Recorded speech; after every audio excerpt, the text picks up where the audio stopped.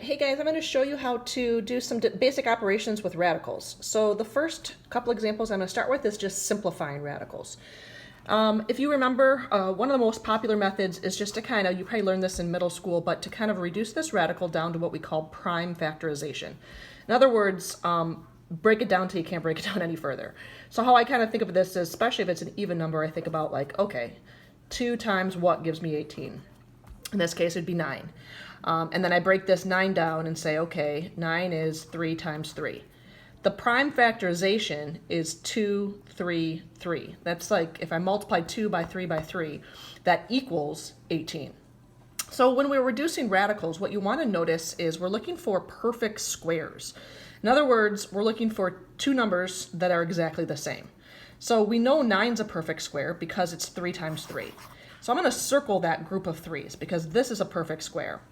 So any perfect square, because it's a perfect square, can go on, when we're reducing this, goes on the outside of your radical. So like this grouping would become on the outside. So I just take one of it because the square root of 9 is 3. And then if there's anything left over, that's what remains underneath your radical.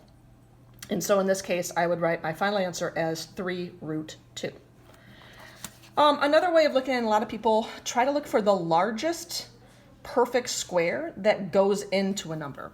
So for example, I might look at 120 and say, okay, well, 4 times 30 equals 120. And the reason why I stuck with 4 is because I know 4 is a perfect square. So what I'm going to do is instead of breaking it down even further, I can kind of skip that step by just saying, well, I'm going to circle this because I know that 4 is a perfect square. So I don't have to worry about that number anymore. I'm going to go ahead and check the 30 here. I'm going to break this down into 5 and 6, and it doesn't look like I can break that down any further. I guess I could go, 2 and 3. That doesn't really help me out a whole lot because remember, in order to have a perfect square, it needs to have 2 of the exact same number. I have a 5, a 2, and a 3, but I don't have like 2 5s or 2 2s or 2 3s. So the only thing that's going on the outside of my radical is the square root of 4, which is 2. And then everything else that's left over is going underneath my radical. So 2 times 3 times 5 is 30.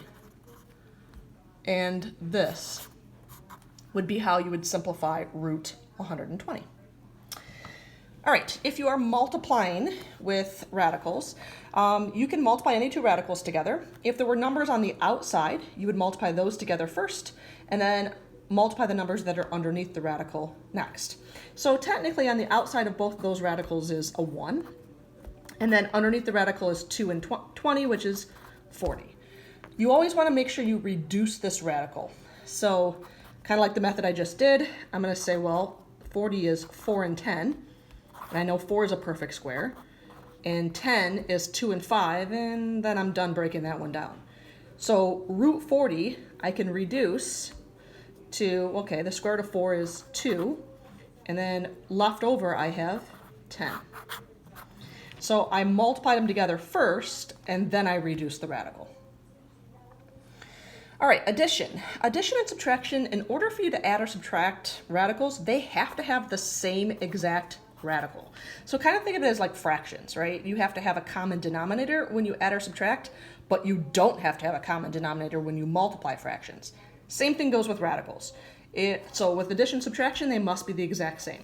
So if I have 5 root 2 and I take away 6 root 2, all you're really doing is the root 2 is kind of coming along for the ride. All you're really doing is taking 5 minus 6, which is negative 1, or you could just write it as negative root 2. Couple last questions. This one is a binomial squared. And what that means is there's 2 terms, so 2 minus root 3, so it's a radical, and then I'm squaring it. Remember what it means to square an expression. The biggest mistake I see when kids are doing this is they kind of just distribute this to both values that are inside that parenthesis, and it's not how that's meant to be. Remember, when you're squaring something, it means that you're multiplying it by itself. So essentially what I'm doing here is I'm taking 2 root 3 and multiplying it by 2 root 3. And then you get to do that lovely thing that you learned, which is foiling, or double distributive property. So 2 times 2 is 4. 2 times negative root 3 would just be negative 2 root 3. And then negative root 3 times 2 is another negative 2 root 3. And then negative root 3 times negative root 3 is a positive root 9. So a negative times a negative is a positive, and then root 3 times root 3 is root 9. All right, so there's some things we need to clean up here. So first of all, you might recognize that root 9 is actually 3. That's the first thing I recognized. And this, we just talked about adding or subtracting radicals. Those are two radicals that have the exact same radical, so we can put them together. So negative 2 and negative 2 gives me negative 4, root 3. And now I can put the whole number of 3 and the whole number of 4 together. So my final answer is 7 minus 4 root 3.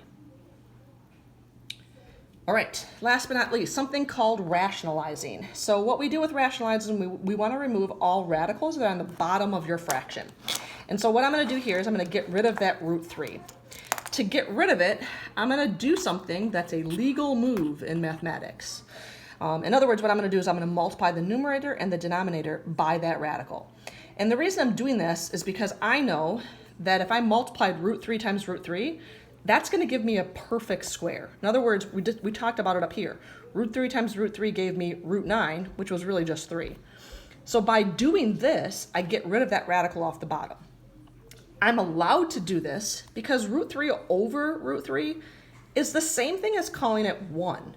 So if you took a fraction and multiplied it by 1, did you essentially change the value of that fraction? And the answer is no, because all you did is multiply it by 1. So that's why we can do this. All we're really doing is just rewriting this in a different form. So remember, how do you multiply fractions? You multiply across the top. So 1 times root 3 is root 3, and then multiply across the bottom. Root 3 times root 3 is root 9, or 3. This would be your final answer there. Again, this and this are equivalent. If you put them in your calculator, you'll get the same decimal value. This is just what we call rationalized. So a lot of times in our directions and so forth, we'll ask you to rationalize your answers. It just means get your radical off the bottom of your fraction. All right, hopefully that was helpful, and good luck on the practice problems.